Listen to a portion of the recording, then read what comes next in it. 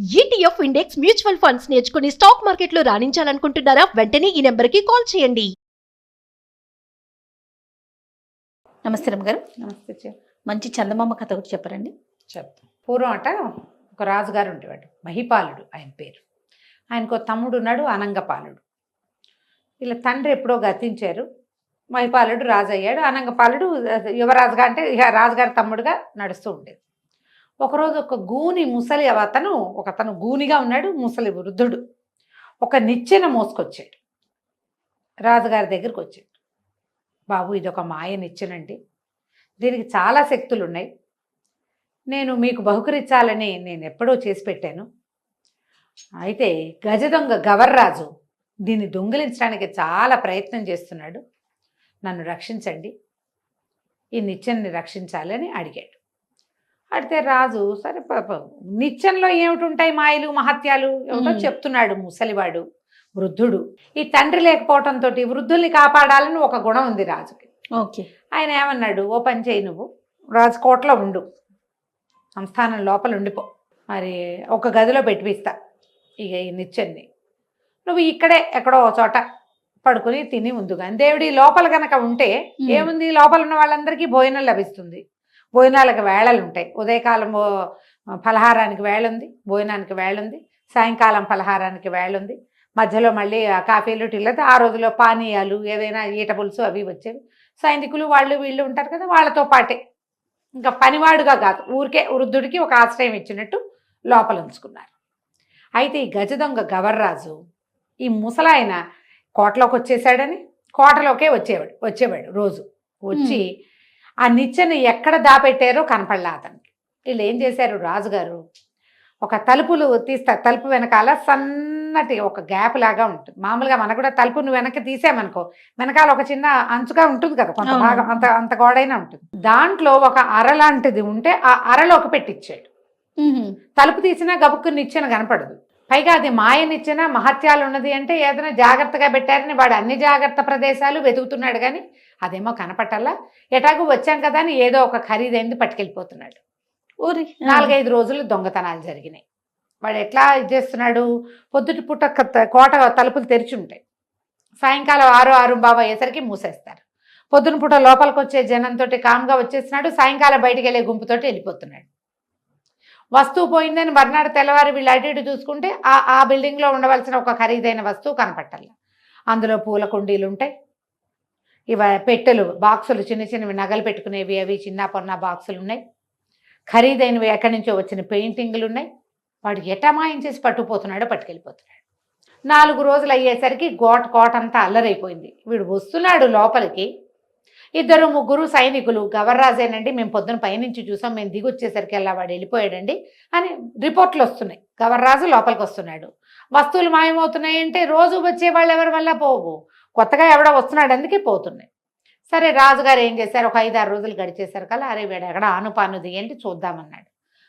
సాయంకాలం పూట ఆయన గమనించుకుని ఆ గవర్రాజు వచ్చి వెళ్తుంటే కొన్ని గుర్రాలు వెళ్తుంటే వాటిలో ఒక దూరంగా సైనికుడు చూపించాడు వీడేనని. రాజుగారు గుర్రం వేసుకుని బడి వెనకాల పడి వెళ్ళేసరికి వాడేం చేశాడు, అటు తిప్పి ఇటు తిప్పి రాజుని ఊరి చివరి దాకా తీసుకెళ్ళిపోయాక ఒక గుహ లాంటిది ఒక చోటకి వెళ్ళాక వాడు అక్కడ కనపడితే రాజుగారు అడిగారు, ఏరా ఏమిటి దొంగతనాలకు వస్తున్నావు నువ్వు, నీ సంగతి అంత తెలుస్తానంటే, కాదండి నేను ఇంక మానేయదలుచుకున్నా దొంగతనాలు, నేను ఇప్పటిదాకా దొంగతనాలు చేశాను కదా, బోల్డ్ వస్తువులు అవన్నీ గుహలో పెట్టాను, రండి మిమ్మల్ని తీసుకెళ్ళి చూపిస్తాను, అవన్నీ ఇచ్చేస్తాను అన్నాడు. రాజుగారు గుహలోకి వెళ్ళేసరికల్లా అది ఆ గుహ ఇట 2-3 మలుపులు ఉంది. ఆయన లోపలికి వెళ్ళంగానే వీడు పరిగెత్తుకుంటూ బయటకు వచ్చేసి గుహకి అడ్డంగా ఒక రాయి పెట్టాడు. ఏం చేశాడు, ఆ లోపలికి వెళ్తుండగా ఆయనతోటి కబుర్లు చెప్తూ ఆయన మెడలో నుంచి ఒక రత్నహారాన్ని సంగ్రహించాడు. ఆ హారం చేత్తో పుచ్చుకుని బయటకు వచ్చేసాడు. వాళ్ళకి అలవాటు ఉంటుంది, ఊరికే మనిషిని ఇట్లా తగిలినట్టు తగులుతారు, జేబులోంచి వస్తువులు తీసేస్తారు, చేతికి ఉన్న కంకణాలు లాగేయగలరు, మెడలో హుక్కు లాగి గొలుసులు లాగేస్తారు. రాజుగారి రత్నహారం వాడి చేతిలో, అది పట్టుకుని కోటలోకి వెళ్ళిపోయి రాజుగారి తమ్ముడైన అనంగపాలుడు కనపడి, అయ్యా రాజుగారు ఇవాళ నిన్న సాయంత్రం నన్ను వెన్నాడి వచ్చారండి, అయితే ఏమైంది, ఆయన ఈ సిద్ధాశ్రమం అవి ఉన్నాయి కదా మనకి ఊరు దాటాక, ఆ సిద్ధాశ్రమం దాకా వచ్చేసరికి ఆయనకి సన్యాసం తీసుకోవాలనిపించింది. మరి ఆయనేమో నేను సన్యాసం పుచ్చుకుంటానన్నారండి. ఇదిగోండి రాజుగారి గుర్రం, వాడు గుర్రం మీద తన గుర్రం వదిలేసి రాజుగారి గుర్రం వేసుకొచ్చాడు. గుర్రము ఇదిగో రత్నహారం మెళ్ళోది, ఇది చూపించమన్నారు, మిమ్మల్ని రాజు అయిపోమన్నారండి.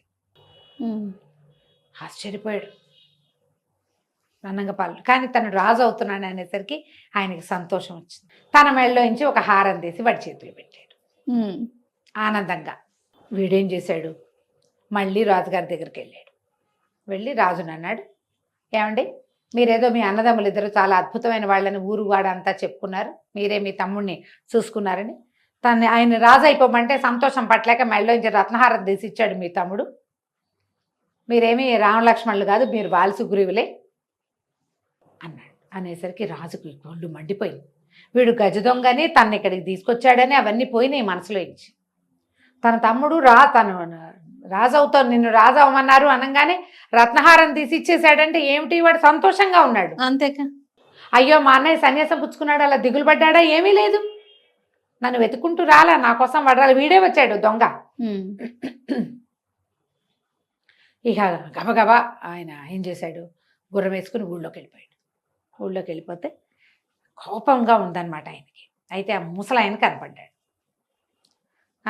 కనపడి దండం పెట్టాడు. బాబు గవర్రాజు ఊళ్ళోకి వస్తున్నట్ట కదండి అన్నాడు. అనేసరికల్లా ఏమన్నాడు, వస్తే వచ్చాడు, ఇప్పుడు అది కాదు, నాకు చాలా ముఖ్యమైన పని ఉందంటే అతను ఆ వృద్ధుడు ఇతను తేరిపారా చూసి నాతో రండి, ఒక్కసారి రండి అని చెప్పి బలవంతంగా తీసుకెళ్ళాడు.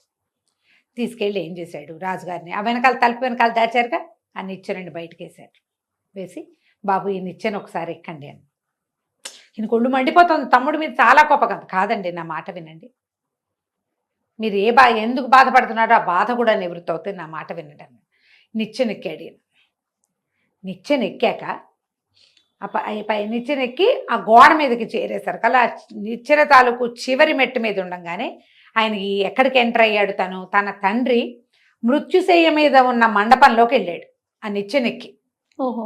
ఆయన మృత్యుశయ్య మీద పడుకుని చనిపోబోతూ ఆఖరి పడక, నాయన మహిపాల, తమ్ముడు చిన్నవాడు, అమాయకుడు, దుందుడుకువాడు, వీడిని జాగ్రత్తగా చూసుకో, రాజ్యాన్ని ఎట్లా కాపాడతావో తమ్ముడిని అట్లా కాపాడాలి, నువ్వు మాట ఇవ్వు అని నాన్న మాట తీసుకున్నాడు.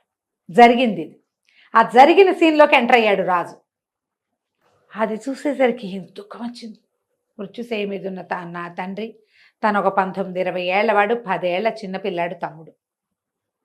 ఆ తమ్ముడిని కావలించుకున్నాడు. భయం లేదు, నాన్న లేకపోయినా నేనున్నానని. ఈయన ఒళ్ళు తెలిసింది. నిత్యం దిగి వచ్చేసాడు. ఇప్పుడు తమ్ముడిని ఏం చేయకూడదు, అంతేగా మరి. తమ్ముడు లోపలికి కోటలోకి వెళ్ళబోయాడు. ఇతను అన్నాడు, ఏ ముసలివాడు, బాబు నన్ను రక్షించండి, గవర్రాజు ఇది పట్టుకుపోతాడండి అంటే ఈయన ఒక నిమిషం ఆలోచించి, కాదు నా మాట విను, నీ సమస్య తీరిపోతుంది, నీ నిచ్చెన తీసుకుని నువ్వు వెళ్ళిపో, నీ నిచ్చెన నువ్వు పట్టుకెళ్ళిపో, గవర్రాజు ఈ నిచ్చెన తీసుకెళ్ళిపోయినా ఏం జరగదు, ఏం జరగాలంటే అదే జరుగుతుంది, ఈ పట్టుకెళ్ళిపోని బలవంతంగా ఆయన ఆ నిచ్చెన్ని ముసలివాడి చేతికి అప్పచెప్పాడు. ఎవడో సైనికుడిని కనపడితే వరే నీ తాతని కోట దాడిచేసేయండి రా, బయట పంపించేసేయండి అన్నాడు.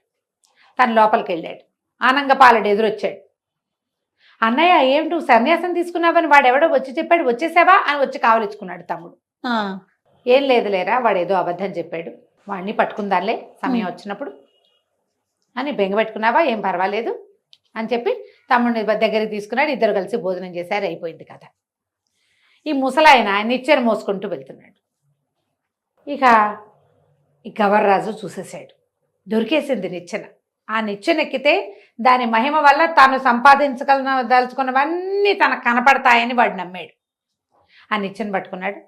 ఏం చేశాడు, ఒక పెద్ద చెట్టు, ఆ చెట్టుకి జారేసి ఆ నిచ్చెన్ని లాగేసుకున్నాడు. ముసలాయన దగ్గర నుంచి చెట్టెక్కేసాడు. ఆ చివరి మెట్టు మీద ఉండగానే ఇద్దరు సైనికులు వచ్చారు.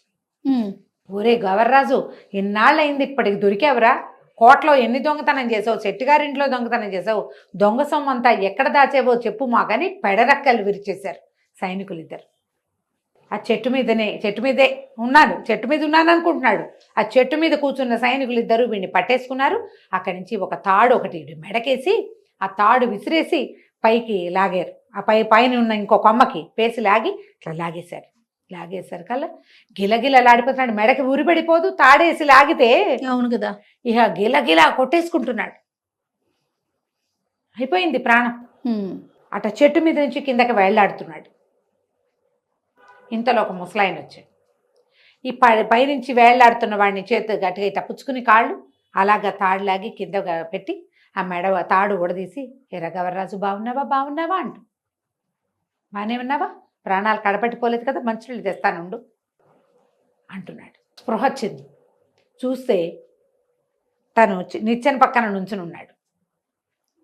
ఏ ముసలాయనైతే తన చెట్టు మీద నుంచి కిందకి దింపి మంచినీళ్ళు తాగుతావా అని అడిగాడో ఆయన దూరంగా నడిచేస్తూ కనపడ్డాడు. ఆ ముసలాయన ఎవరు? ఆ గూని ముసలివాడు. ఓహో. గవర్రాజు నిర్ఘాంతపోయాడు. అంటే రేపు నా పరిస్థితి ఇది. దొంగతనం చేస్తూ దొరికేనా చచ్చానన్నమాట ఇది. అంతే. ఆ నిచ్చెన పట్టుకెళ్ళి తాతకు అప్పచెప్పాడు. తాత, నేను నిచ్చెన నువ్వు తీసుకో, నాకు వద్దు ఇది అని చెప్పి రాజుగారి దగ్గరికి వెళ్ళి లొంగిపోయాడు. డబ్బు దశక దొంగలు ఇచ్చిందంతా మీకు అప్పచెప్పేస్తాను, నన్ను వదిలేయండి. రాజుగారు అన్నారు, సైన్యంలో చేరు. నీలాంటి తెంపరి వాడు సైన్యంలో ఉండొచ్చు. రాజునే గుహలో పెట్టి బయట తలిపేసి చిన్నరాజు దగ్గరకు వచ్చి చెప్పినవాడు. నువ్వు పద్ధతి మార్చుకుంటానంటే నేను సైన్యంలో చేర్చుకుంటా. సైన్యంలో ఒక దళవాయి పదవి ఇచ్చి ఆ గజదొంగ గవర్రాజుని కోటలోనే ఉంచుకున్నారు. ఆ తర్వాత వాడు ఎప్పుడు దొంగతనాలు చేయలేదు. నిచ్చెన వాడిని రేపు నీ స్థితి ఏమిటి తెలియజేసింది. కానీ రాజుకి ఏం తెలియజేసింది? తమ్ముడిని చంపితే నువ్వు రిపెంట్ అవుతావు. అదే తమ్ముడిని కొట్టినా రిపెంట్ అవుతావు నువ్వు. అదే దాని మాయా మాయానిచ్చిన కథ కంచికి మనం ఏంటి. చాలా బాగుందండి. నమస్తే. నమస్తే.